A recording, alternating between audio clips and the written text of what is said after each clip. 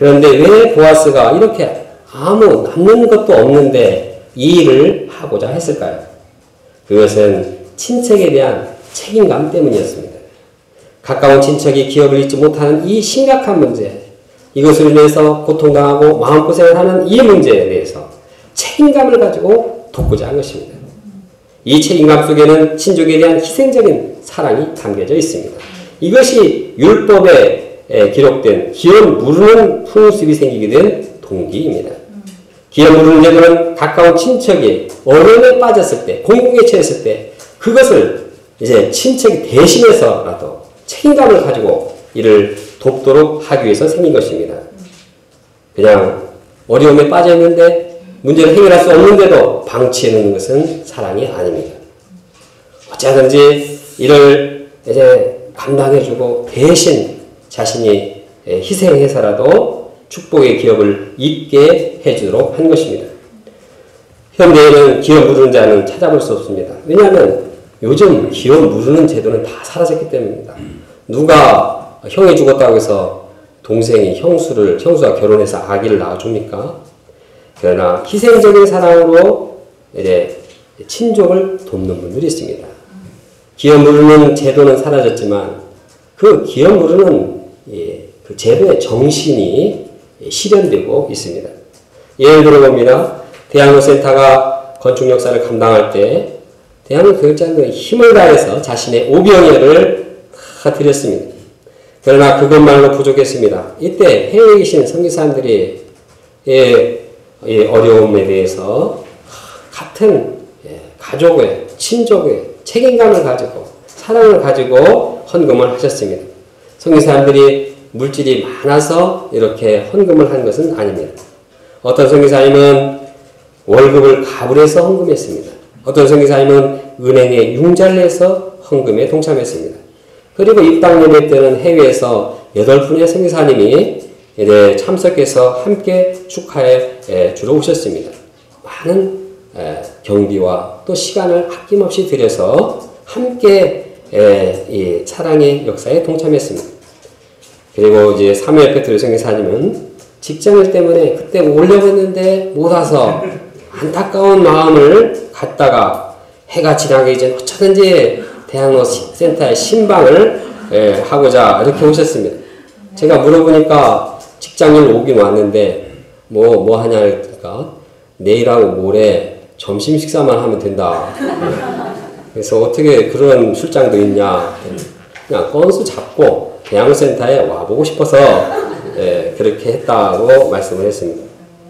이렇게 영적인 친족에 대해서 사랑을 가지고 또 책임감을 가지고 섬기는 것이 기업 무르는 제도의 기본 정신입니다. 우리가 또 한국에서 섬기다가 감당하기 어려운 분들을 또 선교사님들에게 부탁한 적이 있습니다. 그때 선교사님들이 다 자기 가족, 다 자기 일처럼 솔선수범해서 헌신적으로 사랑으로 섬겨주셨습니다. 이러한 모습 속에서 기업 무르는 제도에서 추구하는 사랑의 정신이 지금도 실현되고 있음을 보게 됩니다. 이제 우리 대학로 동역자들도 기업 무를 자의 책임을 감당하는 사랑의 종들이 되기를 원합니다. 에크론 개척 역사를 감당하시는 김이삭 선교사님은 1971년도에 명륜유배센터를 개척하신 개척 조상이십니다. 그분은 이름도 없이 빛도 없이 약 수십 년간 선교사로 활동하셨습니다. 그러다가 11년 전 나이가 굉장히 많은데 에크론 센터를 개척하셨습니다. 또 스티븐 디토리 형제님이 은혜를 받고 지난 2년 동안 성경을 공부하게 됐습니다.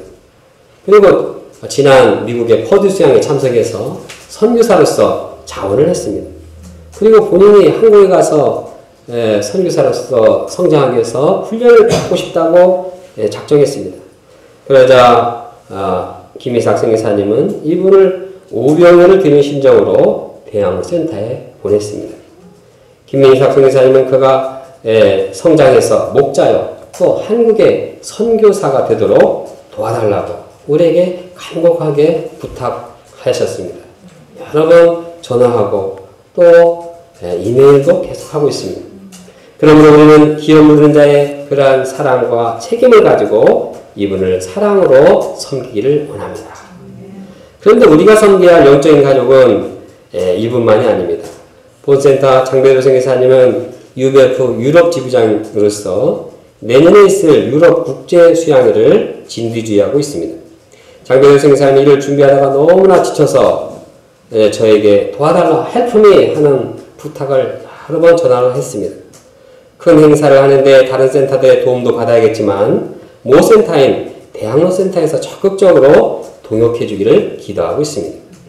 그러면 우리가 독일과 유럽 캠퍼스의 제자양성의 기업을 함께 얻고자 하는 자세로 이제 유럽 국제수양을 적극적으로 동역하고 섬기기를 원합니다. 또한 우리가 이제 생명을 잃어가는 옆에 있는 북한 동포에 대한 책임감을 가지고 사랑하기 원합니다. 북한은 여러모로 도움이 필요하지만 특히 식량난이 심각합니다. 북한의 서민들은 하루 평균 2끼씩 먹는데 그것도 옥수수 죽을 먹습니다. 또 2끼 먹는 사람도 괜찮은데 이제 어려운 지역은 한 끼로 연명하고 있습니다. 굶주림에 시달린 주민들은 풀뿌리를 깨서 먹기도 하고 나무 껍질을 까서 먹기도 합니다. 어린이들 중에는 기아로 인해서 영양실조에 걸린 이런 자들이 많습니다. 독초를 먹고 설사를 하다가 죽어가는 자도 있습니다. 지난번 7월에 5천만 원을 한국 UBF에서 헌금해서 옥수수 6,000톤을 이제 구입해서 북한에 보냈습니다. 쌀을 보내면은 고위급 인사들이 차지할 수 있지만 옥수수는 서민들의 주식으로 사용됩니다. 그래서 이제 옥수수를 계속 보내고자 합니다. 그런데 올해 초에 남한의 정부에서 비료 지원을 갑자기 끊어버렸습니다. 그래서 옥수수 수확량이 급감해서 예년의 수확량의 30%에 밖에 되지 않았습니다. 옥수수가 자라다 말고 또 열린 열매도 매우 작습니다. 국제식량기구의 발표에 하면 내년에 100만 명의 아사자가 생길 것으로 보도되고 있습니다. 충군기인 내년 봄 3월부터 6월 사이에 가장 많이 굶어 죽을 것으로 내다보고 있습니다. 예, 우리 UBF에서는 한국뿐만 아니라 전 세계적으로 우리 합력해서 굶어가는 북한 동포, 이제 우리의 한 핏줄, 이 생명들을 위해서 헌금을 모금해서 적극적으로 옥수수를 사서 돕고자 방향을 잡게 되었습니다. 이번 성탄 연합 예배에도 그 물질을 다 헌금한 것은 하나도 빠짐없이 다 북한 돕기에 사용하고자 합니다. 우리 동역자들도 이제 북한 동포들을 돕기 위해서 헌신적으로 사랑을 베풀기를 기도합니다. 그러면 우리에게 있어서 진정한 기업 물을 자는 누구일까요? 기업 물을 자, 우리의 생명, 우리의 재산, 우리의 모든 것을 회복해 주시고 우리의 영원한 생명을 주실 분은 예수 그리스도십니다. 예수 그리스도께서 우리의 기업 물을 자가 되십니다.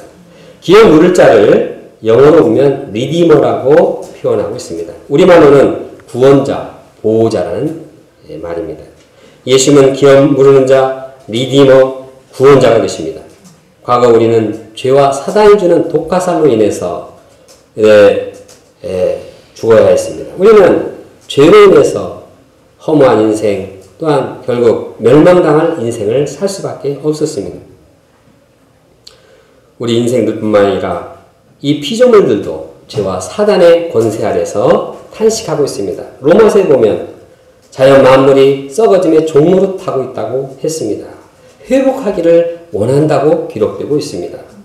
이러한 우리와 이 세상 만물을 회복하는 일을 우리가 할 수가 없습니다. 우리는 한계가 있습니다. 우리는 죄 문제를 해결할 수 없습니다.